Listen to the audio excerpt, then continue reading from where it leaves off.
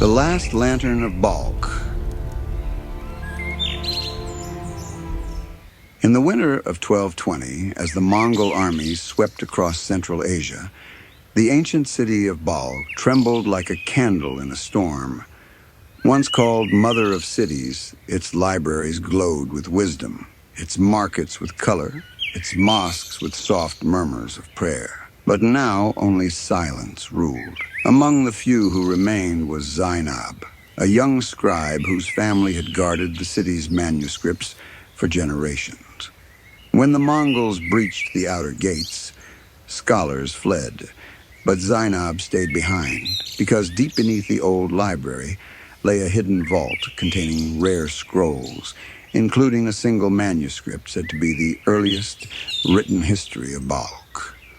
As fires raged above, she carried a single copper lantern and descended into the vault. The ground shook. Dust rained from the ceiling.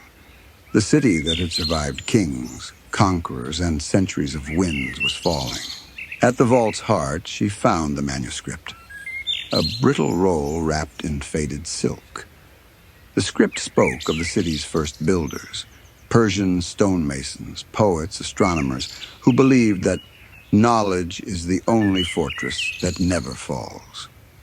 With trembling hands, Zainab placed the scroll into a leather satchel and made her way out.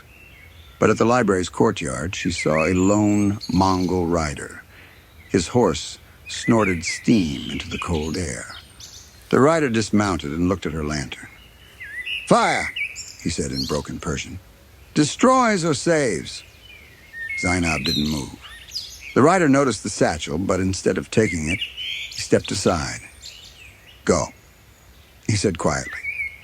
"Some things should live." Zainab escaped through a collapsed wall and disappeared into the night, the lantern flickering in her hand. Behind her, Balkh burned, but the scroll survived.